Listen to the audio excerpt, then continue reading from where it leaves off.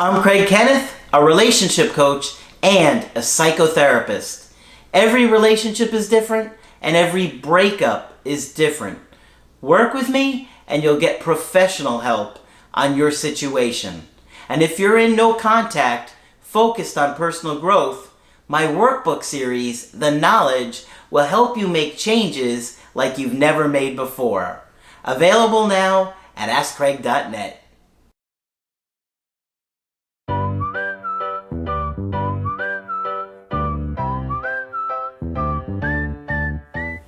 Hi there, I'm Coach Craig Kenneth. I'm Coach Margaret. And today we're going to be talking about why is my ex silent?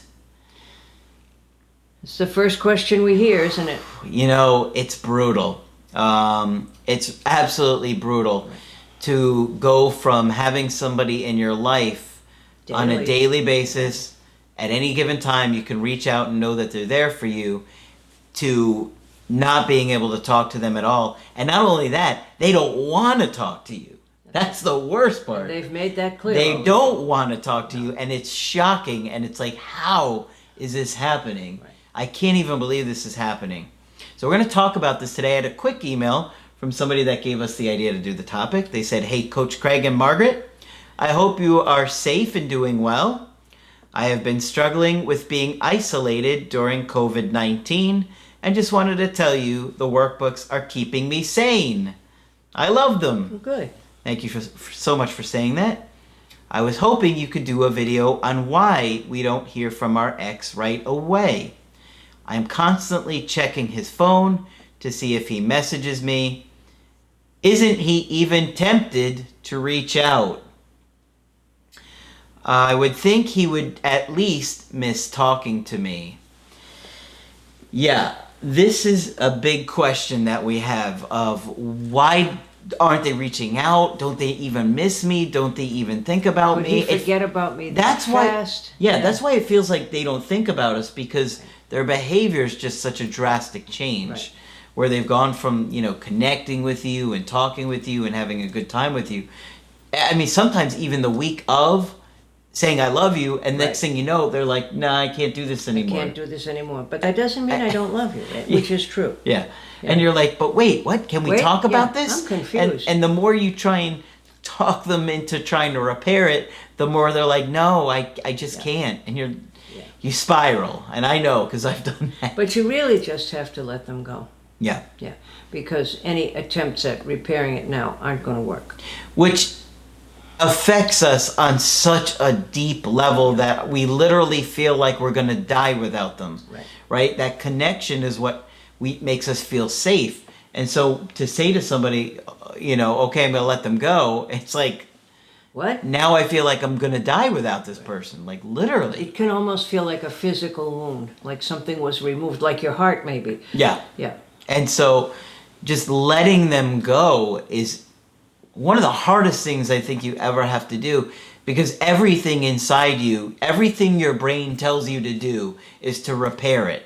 And you even get extra hormones for that. Yes. We found out. Yes. That your brain says, your primitive brain says, get them back. Here's a little more energy to do it. Get them back now. And I think that's what causes your brain to have the obsessive thoughts. Right. Where these obsessive, intrusive thoughts keep coming again and again and again, where you just can't get off of this carousel of obsessing about them, where they're at, what they're doing, who they're with. It's noon. Have they thought about me yet today? I know what it's like. It's horrible. It's the worst feeling in the world. And, like as your day goes, I'm used to talking to this person at this point in the day. Like I would call the Applebee's girl as soon as I was done with part of my day at a certain time every day. And then it was like, aren't they thinking about me at this time? How could they not be thinking about me at this time? This is the time where we connect every day, And they're really saying, I'm used to talking to them at this time, and I might miss it a little, but I'm kind of glad I don't have to do it. Yeah. Because they're still in the relief stage, right? Exactly, which we talked about in another video with the stages of what your ex goes through in no contact. Check that video out. It's a good one. But yeah, I remember with the Applebee's girl, I asked her, I'm like, don't you miss talking to me at this time every day? It was like 3-ish, 3:30 or something like that. And she's like, no, I didn't even notice. And it was like, oh, Oh, you God. can't mean that.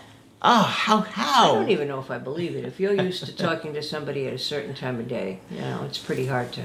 I don't know if I necessarily believe her either. She she doesn't want to let the wall down. Right. And that's another reason why they stay so silent. They don't want to let the wall down. Yeah, and we're going to talk about to put that. It up. Yeah. Yeah, we're going to talk about that. But it's so overwhelming to go from talking to this person all day, every day, to them not wanting to talk to you for whatever reason. It's just the worst.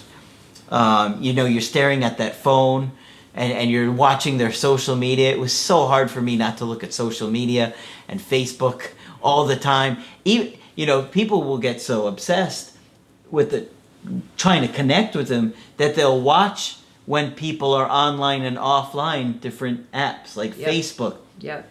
If you see that they logged in, it's now like, oh, okay, I know that they're okay. Or if they're online with like WhatsApp or Instagram, sometimes it'll show you they're still online and you're like, oh, I feel closer to them. We're online at the same time. We're connected. Oh, yeah. It's horrible. How painful. It is. And then we look at their social media for any updates on where they're at, what they're doing. And we tell you guys not to look, right? We tell you. And some people will say, I know I shouldn't. Yeah. But. It's not going to help, especially if you're watching. It doesn't help, no. Like a story. If they know that you're watching their stories on Instagram or Facebook, I wouldn't do that. And be very, very careful. If you look at their profile, you should hear how many people will tell me, I accidentally liked the picture, and now they know, and then I tried to unlike it, but I know that they saw it. So you got to be so careful about that. And that's not a message you want to give them. Exactly. It's not a message you want to give them. You're fine. Yeah, you don't want them to think that you're sitting there obsessing about them and wondering about them. You want them to wonder too, like you're experiencing, because that's going to be more of an impact on them, right? So you're in this emotional state where your body is in primal panic. Yep. Your brain is obsessed with where they're at, what they're doing, and every second away from them feels like an eternity. Yeah. And you just want to repair it and reconnect. It's so hard. And we completely lose ourselves in a breakup because all it becomes about is them. Where are they at? What are they doing? Right. That we neglect our own needs. We don't sleep. We don't eat. You may have stomach issues. You can't most focus. People complain about indigestion of some sort. Yeah, you can't focus. You can't concentrate. Yeah, and your body's releasing chemicals in it. It's good to get active if you can to help with the chemicals, right? Yeah. But your ex is silent for a bunch of different reasons, and we have some really good ones today that you're gonna like because it's gonna help you get their perspective more. As you may have heard in our other video where we're talking about the stages of no contact or what your ex goes through in no contact, they're initially feeling relief. Yeah, right? They're feeling relieved. They're worried about this for weeks and months. Right. And so they're relieved that it's done, the breakup is over, they've made their decision, and now they're in a state of, okay, I'm sitting with this, that maybe, they're not happy about it. No.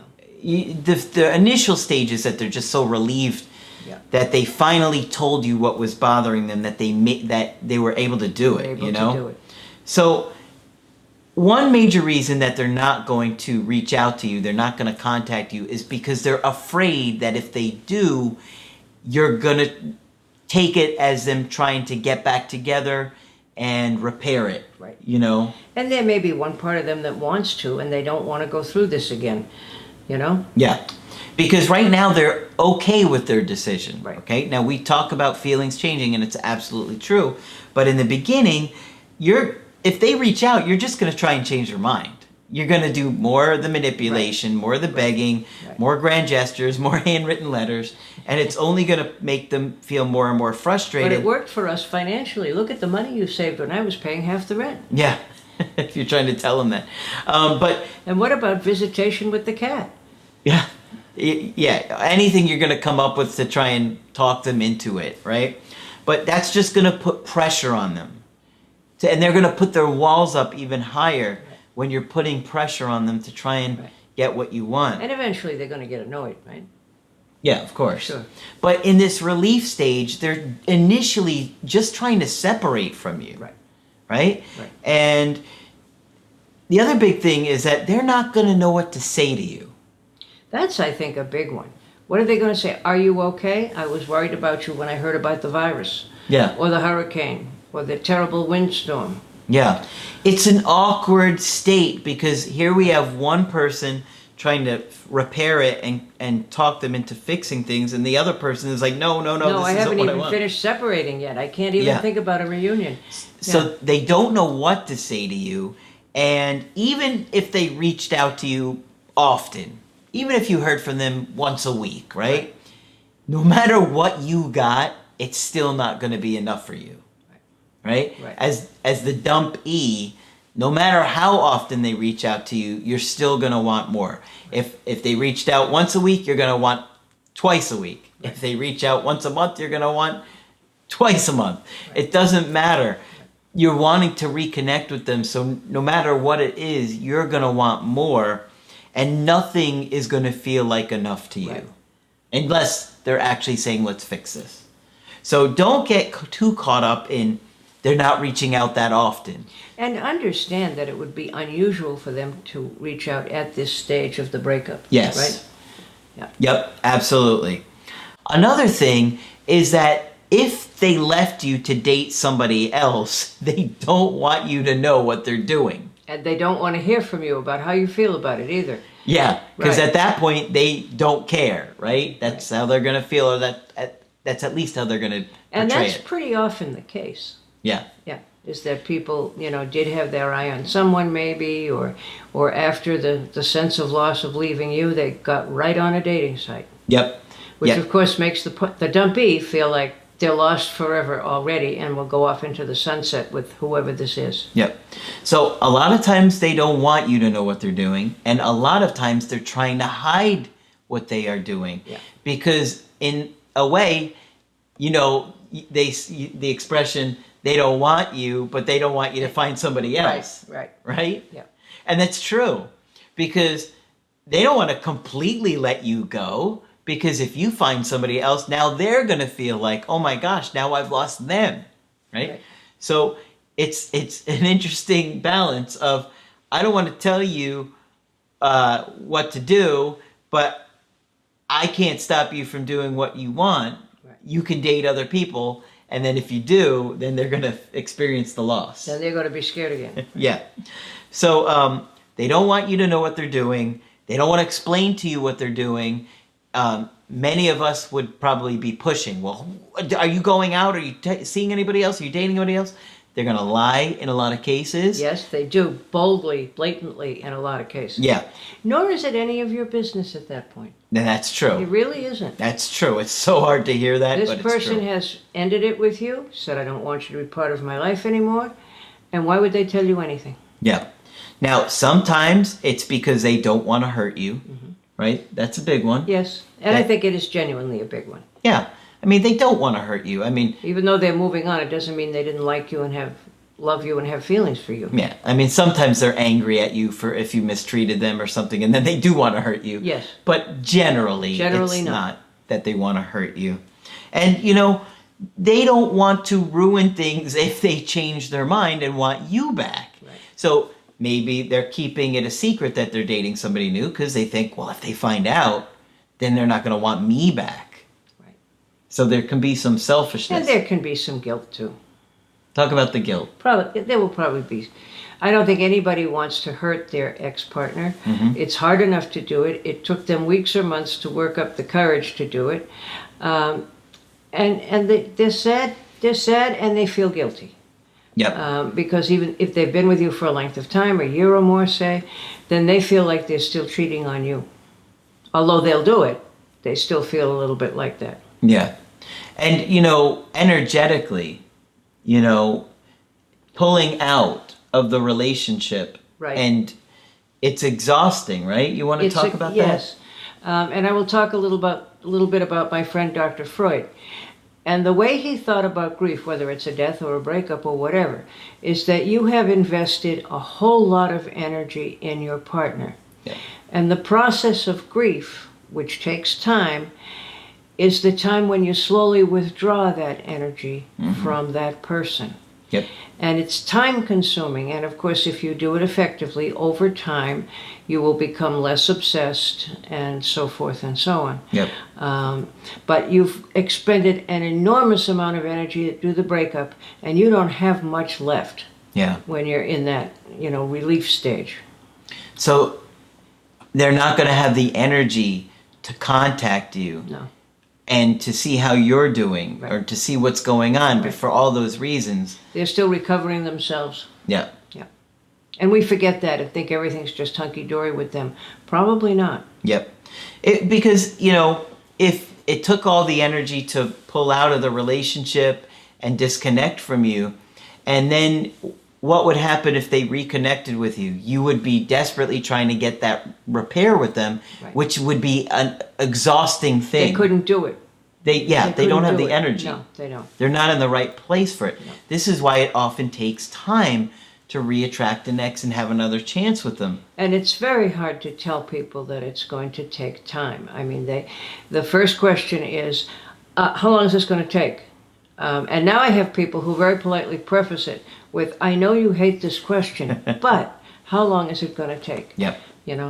It just depends. It depends. It There's depends so on many different variables. The length and the quality of the relationship, what your family history is, what your history of attachment is, what your style is. Hundreds of things go into it. And, what about the grief process, Margaret? That's exhausting. It's utterly exhausting, and it's really no different from grieving someone who has passed away. Part of the grief process is slowly withdrawing your energy.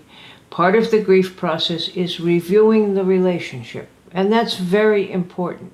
You think about when you met and when you had your honeymoon period, and some of the wonderful times you had, some of the highlights of the things you did together. You're also going to remember the not so good times when you fought and things were difficult and you felt unloved, or like, your partner was ignoring you. So part of the process is also to review the experience and the relationship. Okay? And all of that takes time. Absolutely. Okay? Yeah. And, we're an instant gratification society now. And I think, although it's wonderful that we can find information as fast as we can, some things, including human emotion, require process. And I think we've kind of lost our sense of process. Yep. But you have to trust that process. The grief process, if you're reasonably healthy, will take place, and it will take place in its own time. Yeah. And you got to give them that time to do it. Right. And in the meantime, you got to work through it yourself, and you've got to heal, and you've got to become a more confident version of yourself that you can show them that you've changed. And that if you get in front of them again, they're going to notice those changes, and they're going to feel that connection with you again, because you're not trying to manipulate them like you were. Right? But when you're in that desperate state, it's very hard not to. It's so hard not to. We understand. Right. But even if you've grown a little, it will be very important at your next contact, because your partner will see it, feel it, sense it. It's totally normal for your partner, your ex, to be silent in a breakup. I would expect it. It's no reflection on you. You weren't so awful that they had to totally block you out. It's not because you were awful. It's because it's part of what happens. And it's not necessarily reflective in if they will change their mind or not. No, it doesn't mean a thing on that count. Because we would expect most breakups, almost all breakups, for an ex to need time and to be silent before they did an indirect, direct approach with you or reached out. Now, again, on the topic of grief, if you just look at religious practices, it tells you something. The Jewish folks have an unveiling a year after. The Catholics have an anniversary mass, and I'm sure there are many other practices that I don't know. So it's kind of like the world is saying, and the religions are saying, think in terms of process and think in terms of a year. Yep. Now, we're not saying that it's going to take a year before you'll hear from your ex again. No, not at all. But it does tell us something about historical wisdom about the process. Exactly, which is what we're trying to teach you, is that breakups are a process, and your job is to work on your personal growth as much as you possibly can in this time. It's either going to show them and you'll get another opportunity with them again, or you're going to be a much better, more confident version of yourself. Right. And of course, there's always a learning experience involved. Yeah. You know, you may come out of it knowing more about yourself, more about the sort of person that you need to be with, more about what your attachment needs and needs for closeness and distance. So critical. There are so many opportunities to grow, even though it's a miserable experience. Yeah, it is. Right. I do find that the anxiety keeps us driven, though. So if there's one thing that I do love about a breakup, it's how motivated people are to change their life. Yes. It's incredible. Right. It's absolutely incredible. And, you know, if a breakup was easy, you probably wouldn't think twice about it and really wouldn't grow as a person. Right. So use the motivation. And nobody would have a partner for more than 20 minutes. Right. Use the motivation to grow and to change and to become the best version of yourself. We have hundreds of videos on it, and we're always looking for new ways to educate you guys. But the more you're focused on the personal growth stuff, the better off you're going to be, and the better off your chances are going to be to reattract your ex. But I'm just thinking again about the silence. Any silence gives an opportunity for anxiety to creep in there. Yep. You know, and more opportunities for you to beat yourself up. And then you think, well, I haven't heard from this person for 3 or 4 months. I must be a terrible person. Yep. No, it's not about that. Yeah. Okay? And you didn't make this decision. Nope. And we're here if you want to get our help personally. Just go to my website, askcraig.net. Sign up for the coaching option that works best for you. I do email coaching and I do Skype. Margaret is available for Skype coaching. If you feel like I can be helpful, please sign up. Just click on Margaret on the top of the channel to do that. That's it for this video. I'm Coach Craig Kenneth. I'm Coach Margaret. And we will talk with you soon.